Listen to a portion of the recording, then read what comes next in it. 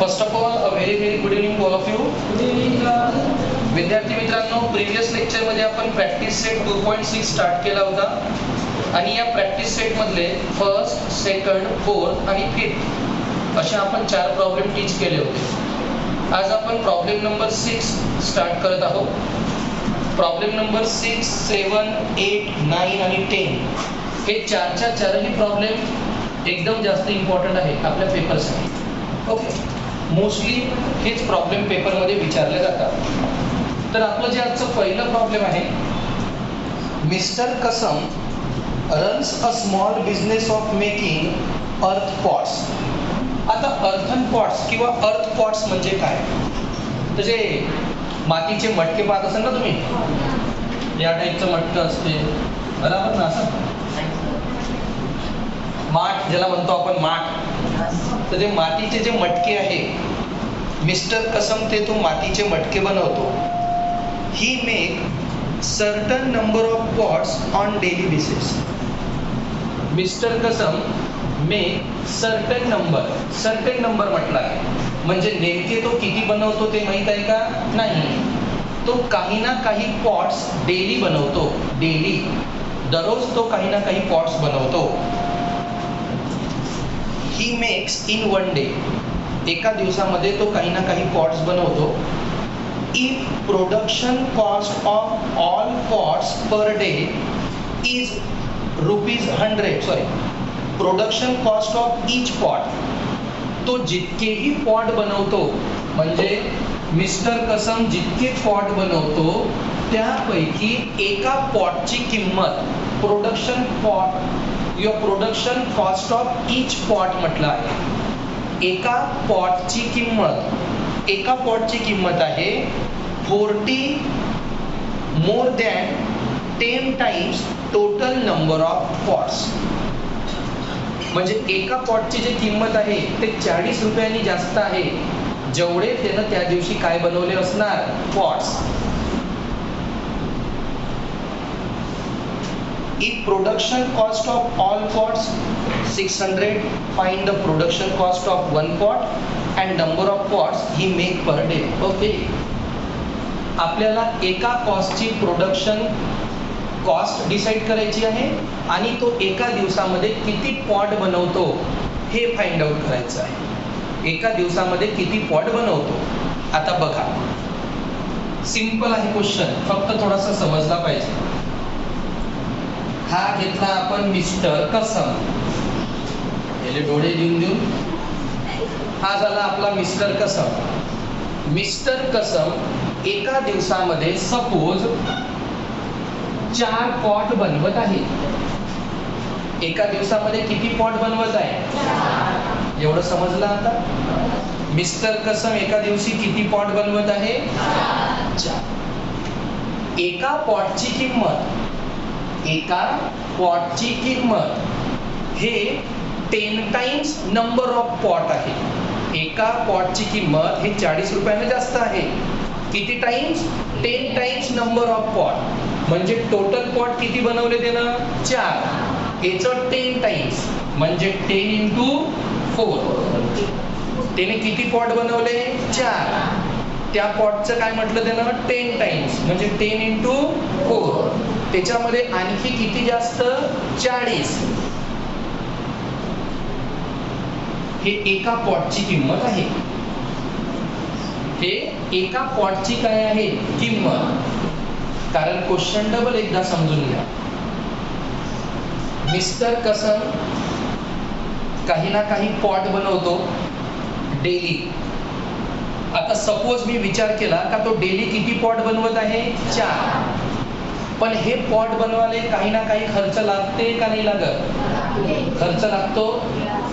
तर तो खर्च किती लागतो त्या खर्चाची आपल्याला त्यांनी कंडिशन दिली आहे. एक पॉट बनवला लागणारा खर्च हा तो जितके पॉट बनवतो त्याच्या 10 टाइम्स आणि कितीने जास्त? 40 ने जास्त, 40 ने जास्त. म्हणजे तो किती पॉट बनवतो? 4. तर किती टाइम्स? 10 टाइम्स प्लस त्याच्यामध्ये किती आले? 40. हे झाली एका पॉटची किंमत. तर टोटल पॉटची किंमत मला काढायची आहे. टोटल पॉटची मला काय काढायची आहे किंमत. एकाची किती 10 × 4 + 40. तर टोटलची किती, यालाच मला 4 न मल्टिप्लाय करायला लागणार. Yes or no. हे किती पॉटची एका. टोटल पॉट किती आहे 4. तर टोटल कॉस्ट करासाठी मी याला काय करणार मल्टिप्लाय. पण टोटल कॉस्ट किती दिली आहे आपल्याला 600. टोटल कॉस्ट किती देऊन आहे 600. समजलं का. मिस्टर कसमनं किती पॉट बनवले असं मी अज्युम केलं. मिस्टर कसमने किती पॉट बनवले. आता डबल पुन्हा लक्ष द्यायचं. मिस्टर कसमने किती पॉट बनवले. एका पॉटची किंमत हे तो जेवढे पॉट बनवतो त्याच्या 10 टाइम्स नी 40 नी काय आहे जास्त. त्यानं जर 4 पॉट बनवले तर त्याचा 10 टाइम्स प्लस 40 हे किती पॉटची किंमत झाली एका पॉटची किंमत. मग एका पॉटची किंमत जर एवढी आहे तर total pot into 4 equal to cost किती आहे 600. क्लिअर. आता आपण 4 घेऊ शकतो का नाही. मी घेतो x पॉट. किती पॉट मग इथं 10 × काय होणार x प्लस 40 आणि मल्टिप्लाय पण कशाने होणार x. इथं पण किती x. बनली कंडिशन. समजलं का. लिहा मी जसं सांगतो आता तसं. लेट मिस्टर कसम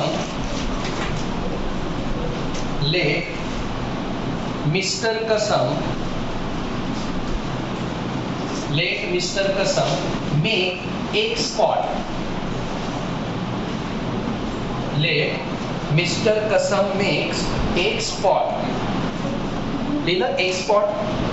त्या खाली the production cost of one pot. The production cost of one pot. The production cost of one pot. पुन्हा लक्ष.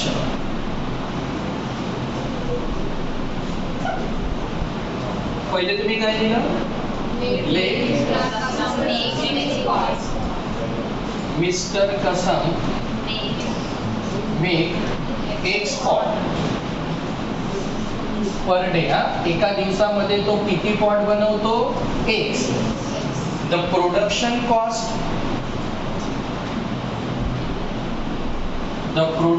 Cost of one pot.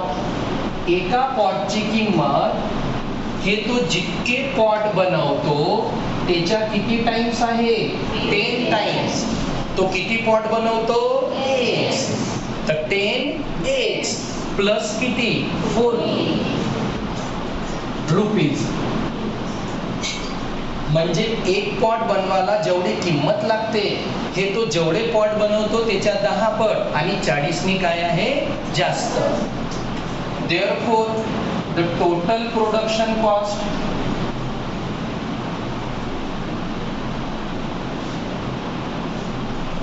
काय लिहिलं मी the total production cost. आता मला टोटल काढायची आहे. काय काढायची आहे सपोज माझ्यापाशी 4 पेन आहे. किती पेन 4. एका पेनची किंमत 10. एका पेनची किंमत तर 4 पेनची किती 4 × 10 कराल ना तुम्ही. तर माझ्याजवळ किती पॉट आहे एका पॉटची किंमत किती 10x प्लस 40. तर टोटल पॉटची किंमत किती x × 10x प्लस 40 आणि टोटल पॉटची किंमत किती देऊन आहे 600. बनलं इक्वेशन. एकदा आपलं इक्वेशन बनलं का प्रॉब्लेम एकदम सिंपल. तुम्हाला टेक्निक समजली येस ऑर नो. आता प्रॉब्लेम एकदम simple. x × 10x 10x². x × 40 40x plus 600 इकडे जाऊन मायनस 600 इक्वल टू किती केला 0 डिवायडेड बाय 10.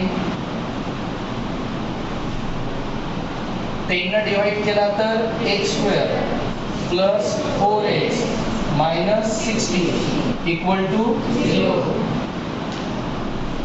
काय 0. आता अशा दोन व्हॅल्यू ज्यांचा मल्टिप्लाय किती आला पाहिजे, -60. मल्टिप्लाय किती आला पाहिजे, -60. फॅक्टर पडावे लागणार आहे आपल्याला. इथं लिहितो मी -60. लिहिलं -60. दोघांचा मल्टिप्लाय -60 आला पाहिजे. दिसत आहे ना? तर पहिले आपण व्हॅल्यू घेऊ 10 आणि सपोज 6. 10 × 6 किती होते, 60. पण मला काय पाहिजे, -60. तर एक टर्म पाहिजे मायनस, एक टर्म पाहिजे प्लस. एक मायनस, एक प्लस. पण या दोघांपैकी नेमकी मायनस कोणती आणि प्लस कोणती, आता हे कसं आपण डिसाईड करू? आन्सर मध्ये +4 आहे का -4 आहे? इथं -60. फॅक्टर सगळ्यांना पडता येते. 1 × -60 -60.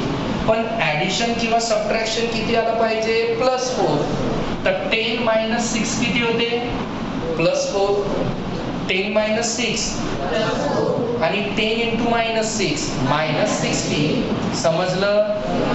ओके. मग पहिली व्हॅल्यू आली आपली x + 10 आणि दुसरी व्हॅल्यू x - 6 = किती, 0. पहिला फॅक्टर x + 10, दुसरा फॅक्टर x - 6. +10 त्या साईडला जाऊन -10 और -6 त्या साईडला जाऊन मायनस साइन घेतो का आपण, मायनस साइन घेतो का, म्हणजे x = किती आलं, 6. तर तो किती पॉट बनवतो, 6. Hence mister Kasam make 6 pot. किती पॉट, 6 पर डे. एका दिवसात तो किती पॉट बनवतो, 6. आणि आता एका पॉटची काय काढायची आहे, किंमत. The cost of 1 pot, the cost of 1 pot = काय होतं, 10x प्लस किती, 40. सो 10 × x किती आला, 6 प्लस किती, 40. 10 × 6 60. 10 × 6 60 आणि 60 + 40 100. तर एका पॉटची किंमत किती, 100 रुपये. समजलं कशा प्रकारे सॉल्व केलं, यस ऑर नो? एक पॉट बनवतो, एका पॉटची किंमत, तर हे झाली टोटल पॉटची किंमत. आणि मग आपला इथं होता -60. तर 10 × -6 -60 and 10 - 6 किती होते, 4. Is that clear? Note down दिस.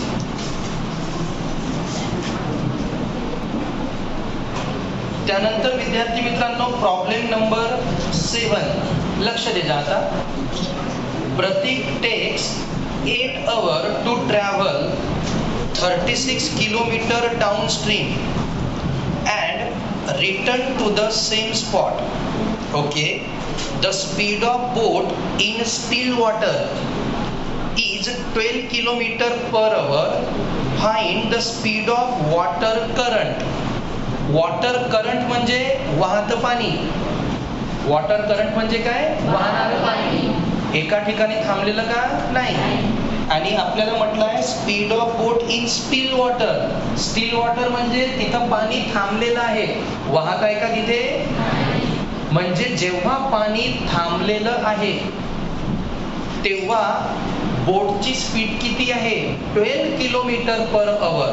म्हणजे एका घंट्यामध्ये बोट किती जात आहे, 12 km/h.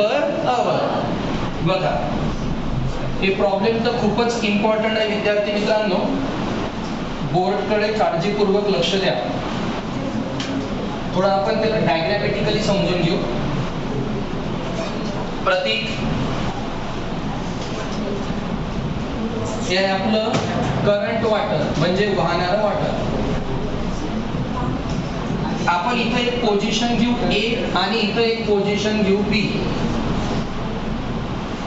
ए आणि कोणती पोझिशन घेतली आपण, बी.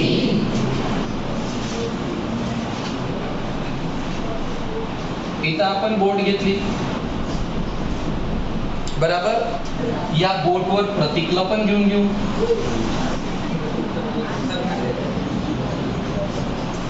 एक बोट घेतली, बोटवर कोणाला ठेवला आपण? प्रतीकला.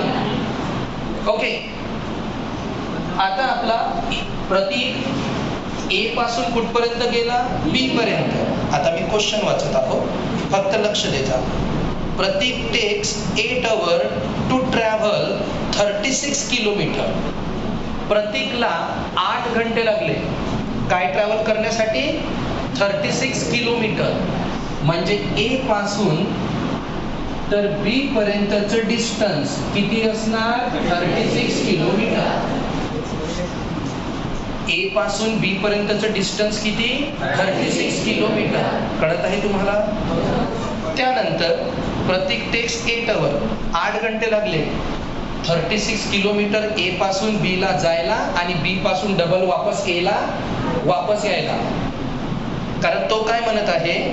प्रतीक takes 8 hours to travel 36 kilometre downstream and return to the same spot. म्हणजे तो ए पासून बी कडे गेला आणि डबल रिटर्न कुठे आला? ए कडे. हे सगळं किती घंट्यामध्ये झालं? 8 घंट्यामध्ये. किती घंट्यामध्ये? तो ए पासून बी वर गेला आणि डबल बी पासून ए पर्यंत आला. म्हणजे टाइम दिला आहे. काय दिला आहे आपल्याला? Time 8 hours. टाइम किती देऊन आहे? 8 hours. डिस्टन्स सुद्धा गिवन आहे. डिस्टन्स गिवन आहे 36 किलोमीटर. टाइम देऊन आहे 8 hours, डिस्टन्स देऊन आहे 36 किलोमीटर. आता आपल्याला काढायची आहे फक्त स्पीड ऑफ बोट.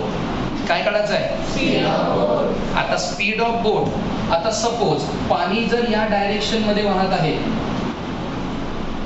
ओके, आणि बोट पण याच डायरेक्शन मध्ये आहे, त्याला म्हणतो आपण डाऊन स्ट्रीम. काय म्हणतो? Down stream. म्हणजे प्रतीक जेव्हा ए पासून बी पर्यंत जाणार, प्रतीक जेव्हा ए पासून कुठपर्यंत जाणार? तर पाण्याचा फ्लो आणि प्रतीकचा बोट हे दोघंही एकाच डायरेक्शनला असणार. पाणी पण त्याच साईडला फ्लो होत आहे आणि प्रतीकची बोट सुद्धा त्याच साईडला फ्लो होत आहे. Yes or no? सगळ्यात महत्वाचं विचारलं काय आहे? जे विचारलं असते आधी त्याला एक्स घ्यायचं. Find the speed of current water. Find the speed of. आता हे जे वॉटर फ्लो होत आहे याची स्पीड घेऊ आपण x किलोमीटर पर आवर. x किलोमीटर पर आवर. कोणाची स्पीड घेतली मी? वॉटर. कोणाची? आणि हे आहे बोट. बोटची स्पीड किती देऊन आहे आपल्याला? 12 किलोमीटर पर आवर. वॉटरची स्पीड मी घेतली x किलोमीटर पर आवर. बोटची स्पीड किती देऊन आहे? 12 kilometre per hour.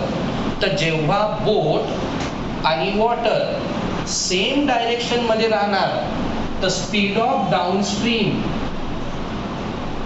Speed of downstream हा 12 आणि हा x काय येणार? 12 प्लस x. का बरं 12 प्लस x? कारण दोघांचं डायरेक्शन काय आहे? सेम. आता स्पीड ऑफ अपस्ट्रीम. आता प्रतीक ए पासून पहिले बी पर्यंत गेला, आता रिटर्न येत आहे बी पासून कुठपर्यंत? मग बी पासून ए पर्यंत येत आहे तर त्याचं फक्त बोटचं डायरेक्शन चेंज होणार ना? का पाणी पण डबल चेंज होणार तिकडे? पाण्याचं डायरेक्शन चेंज होणार आहे का? मग अपस्ट्रीम काय येणार? 12 मायनस एक्स. अपस्ट्रीम काय येणार? 12 मायनस एक्स. तर स्पीड ऑफ डाऊनस्ट्रीम पण भेटलं, स्पीड ऑफ अपस्ट्रीम पण भेटला आपल्याला, टाइम पण माहित आहे आणि डिस्टन्स पण माहित आहे. आता येऊ आपण प्रॉब्लेमकडे. एवढं पहिले समजलं मी काय सांगितलं तर चांगल्या प्रकारे. आता बोर्डकडे लक्ष. Let the speed of water current, speed of आपल्याला वॉटर करंटच म्हटलंय ना, speed of water current be x. Speed of water current काय आहे आपला एक्स. स्पीड ऑफ बोट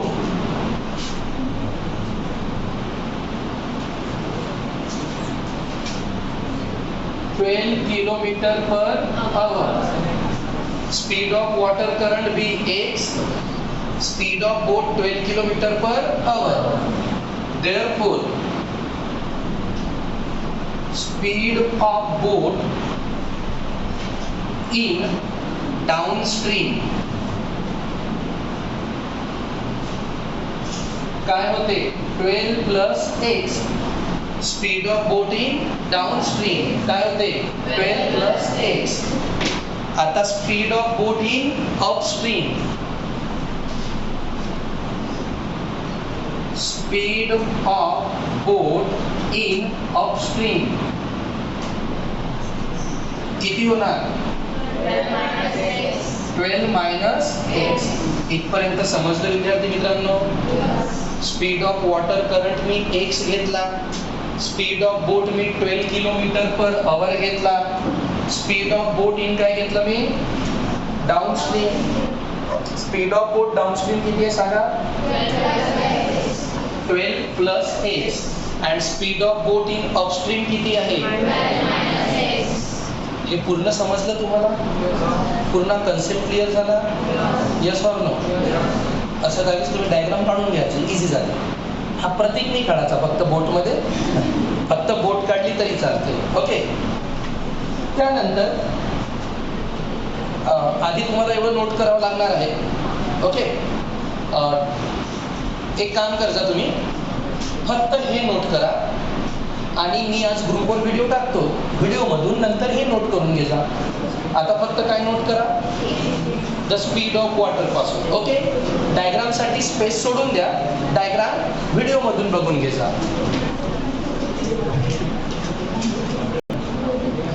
त्यानंतर विद्यार्थी मित्रांनो आता बोर्डकडे लक्ष द्या.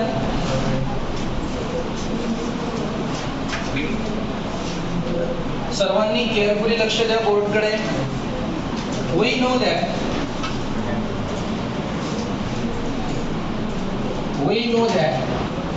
distance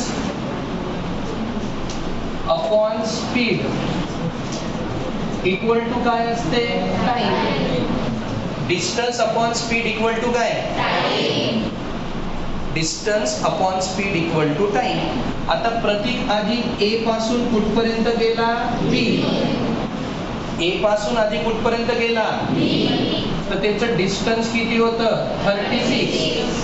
डिस्टन्स किती होतं 36. आणि ए पासून बी पर्यंत जाताना डाउनस्ट्रीम का अपस्ट्रीम.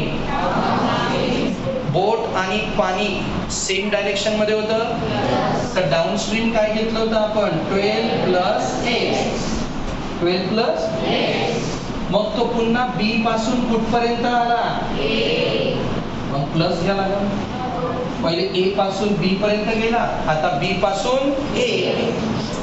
तर डिस्टन्स किती राहील 36. का चेंज होणार ए पासून बी 36 बी पासून ए सुद्धा 36. पण त्याचं स्पीड ऑफ बोट काय झाली चेंज किती 12 minus x.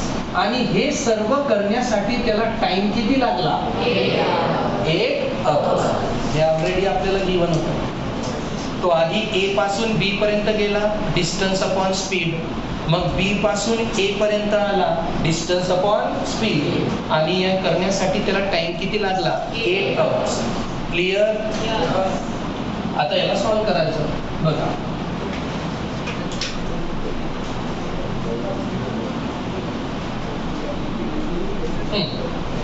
Thirty six common काढून घेतो मी. 1 अपॉन राहिला 12 प्लस x.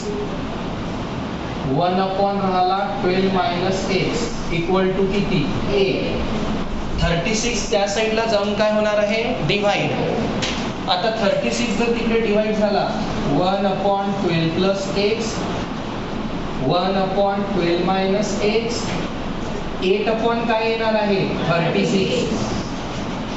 8 अपॉन काय येणार 36. आता cross multiply 1 into 12 minus x, 12 minus x, sin plus 12 plus x into 1, 12 plus x, 1 into 12 minus x, 12 minus x, sin plus 12 plus x into 1, 12 plus x. आता हा झाला a plus b, a minus b, म्हणजे 12 into 12, 144. 12 into 12, 144. Plus into minus, आणि x into x, x square. समजला cross multiply? Cross multiply येतोच.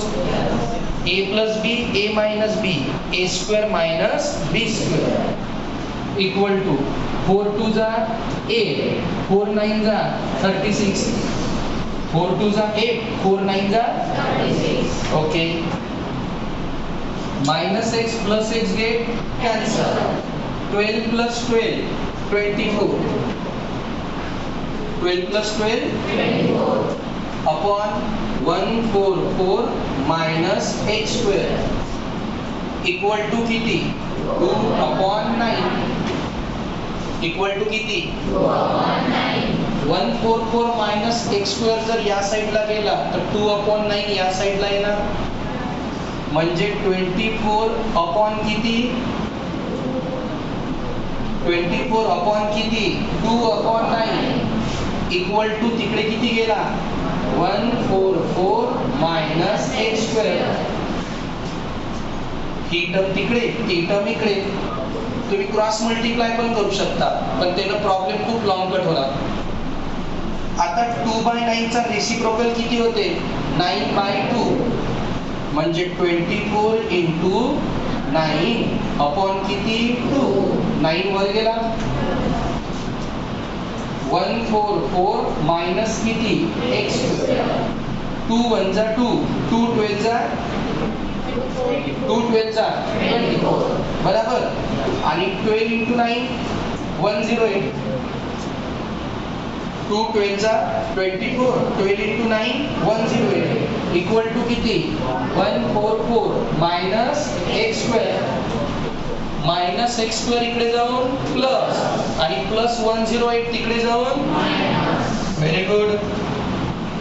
Minus x square इकडे जाऊन plus, आणि 144 मायनस किती होणार? 108. So x square equal to किती? 36. x square equal to 36. Taking square root, हे लिहावंच लागते.